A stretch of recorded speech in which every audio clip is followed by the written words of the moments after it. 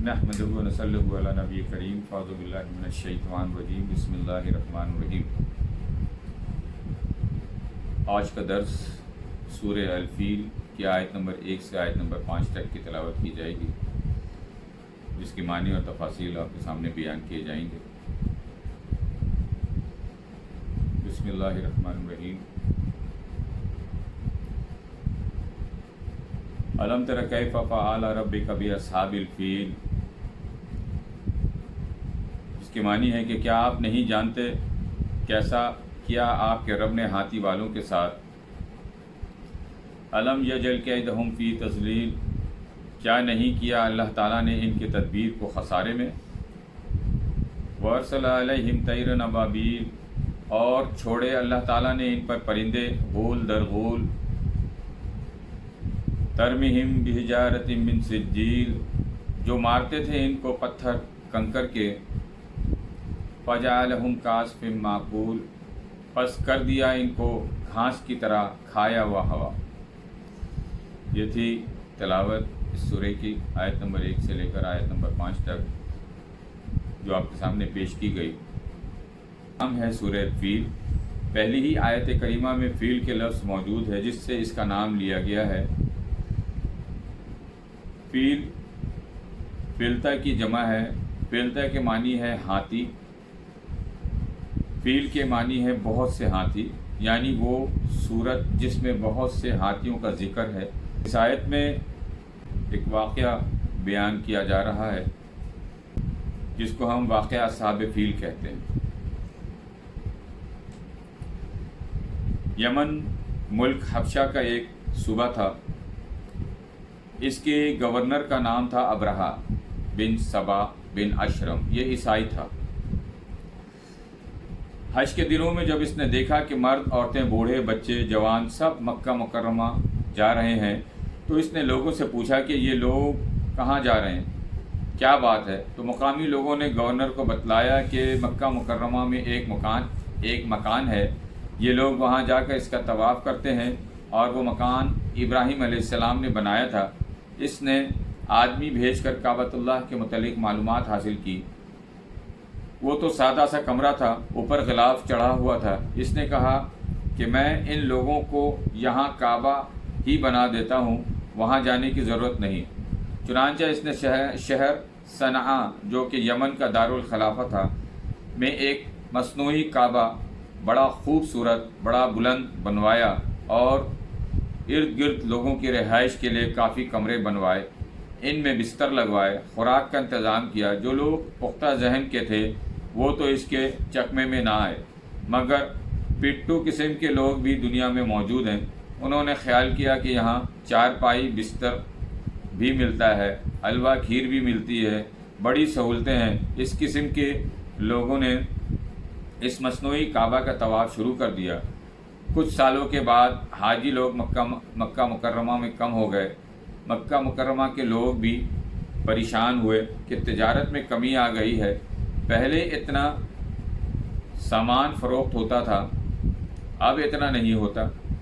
इसलिए कि उन्होंने तहकीकी कमेटी बनाई कि वजह मालूम करो कि लोगों में कमी क्यों आई। तहकीक करने के बाद मालूम हुआ कि सनाह में एक मसनूई काबा बनाया गया है, जिसमें सहूलतें बहुत हैं। लोग वहीं चक्कर लगा कर अपना वक्त गुजार लेते हैं। कुरैश को इसका बड़ा सदमा हुआ। बाकी मार तो आदमी खा लेता है, मगर पेट की चोट बहुत सख्त लगती है। इनकी आमदनी पर ज़द पड़ी थी, वो किसी तरह बर्दाश्त कर सकते थे। कुरैश मक्का ने कबीले बनु खज़ाया का, और बाज़ रिवायत में है कि बनु कनाना का एक चालाक आदमी भेजा कि वो इस मसनूई काबा को आग लगा दे। इसने वहाँ जाकर कुछ दिन गुजारे, खाता पीता रहा, हालात का जायज़ा लिया, और पहले इसमें गलाज़त की, फिर इसको आग लगाकर जला दिया। वो बिल्कुल राख हो गई। अब्रहा को ख़बर पहुँची तो इसका पारा चढ़ गया। गुस्से में आ गया कि इतनी रकम लगाकर इतना बुलंद व खूबसूरत काबा बनाया था, मालूम करो ये काम किसका है। तहकीक के बाद मालूम हुआ कि ये कार्रवाई कुरैश के एक आदमी ने की है। اس نے کہا کہ انہوں نے ہمارا کعبہ جلا ڈالا، ہم نے ان کا کعبہ گرانا ہے، فوج کو چلنے کا حکم دے دیا۔ حافظ ابن کثیر رحمۃ اللہ علیہ فرماتے ہیں کہ 60,000 فوج اس نے ساتھ لی اور 8 ہاتھی، بعض کہتے ہیں کہ 12 ہاتھی تھے، اور بڑے کا نام محمود تھا۔ ہاتھی اس زمانے میں وہ کام کرتے تھے جو آج کل ٹینک کرتے ہیں۔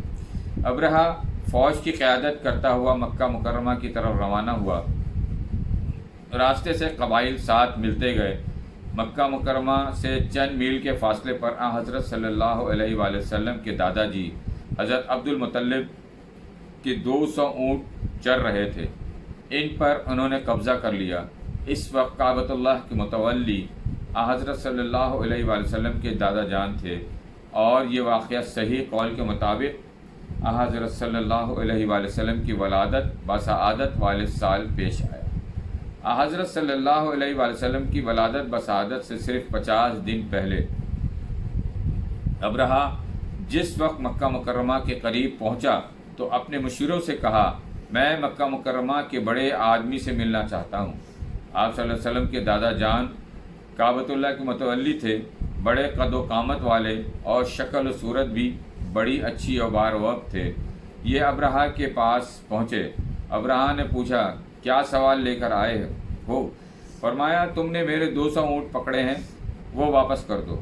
ابرہہ نے کہا، میں نے تو آپ کی شکل و صورت دیکھ کر سمجھا تھا کہ آپ بڑے سمجھدار آدمی ہیں، مگر بات آپ نے بڑی ہلکی کی۔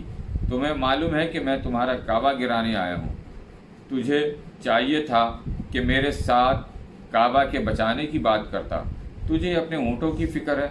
حضرت عبد المطلب نے کہا، میرا خاندان بڑا ہے، میں نے اپنے گزارے کے لیے اونٹ رکھے ہوئے ہیں، کسی کو بیچا، کسی پہ سامان لادا، اس طرح اپنا وقت گزارتا ہوں، اور کعبہ کا مالک بڑا طاقتور ہے، وہ کعبے کی خود حفاظت کرے گا، مجھے اس کے لیے منت سماجت کرنے کی ضرورت نہیں ہے۔ اس کو اور غصہ آیا اور کہنے لگا، دیکھوں گا کعبے والا کتنا طاقتور ہے۔ جس وقت یہ مزدلفہ کے علاقے میں پہنچا، مزدلفہ اور منہ کے درمیان ایک جگہ ہے، اس کا نام وادی محشر ہے۔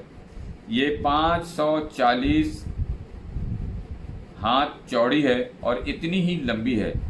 حضرت صلی اللہ علیہ وآلہ وسلم نے فرمایا، المزدلفہ کلھا موقف الوادی محشر، سارا مزدلفہ حاجیوں کے ٹھہرنے کی جگہ ہے، مگر وادی محشر نہیں ہے۔ اس وادی محشر میں جب ابرہہ کا لشکر پہنچا تو اللہ تعالیٰ کی قدرت کے سمندر کی طرف سے پرندے آئے، فوج در فوج۔ ہر پرندے کے پاس 3 کنکر تھے، بعض کہتے ہیں کہ مسور کے دانے کے برابر، ایک پنجے میں، ایک چونچ میں، اور بعض حضرات فرماتے ہیں کہ وہ پتھر ہمس یعنی چھوٹے چنے کے برابر تھے۔ وہ مسور کا دانہ سر پر پڑتا، آر پار ہو کر نیچے سے نکل کر ہاتھی کو چیرتا ہوا زمین پر گر جاتا اور ان کی تڑپ تڑپ کر جان نکل جاتی تھی۔ 60,000 میں سے کوئی واپس گھر نہیں لوٹ سکا۔ اللہ تعالیٰ نے کعبے کی اس طرح حفاظت کی۔ تو جو کوئی بھی اللہ کے خلاف کھڑا ہوگا، یا اللہ کے مد مقابل آنے کی کوشش کرے گا، یا اللہ کے کام میں رکاوٹ ڈالے گا، تو ایسے لوگوں کے لیے بربادی ہی ہے اور ان کا ٹھکانہ بھی برا ہے۔ چاہے وہ 60,000 فوج کے ساتھ آئے، چاہے وہ 1,00,000 فوج کے ساتھ آئے، یا 60,00,000 فوج کے ساتھ آئے، اللہ کے لیے وہ کوئی حیثیت نہیں رکھتے۔ کتنی ہی بڑی فوج کیوں نہ ہو، اللہ کے لیے کوئی حیثیت نہیں۔ اللہ کا تو ایک حکم ہی کافی ہو جاتا ہے کہ کن فیکون، یہ ہو جا تو وہ ہو جائے گا انشاءاللہ۔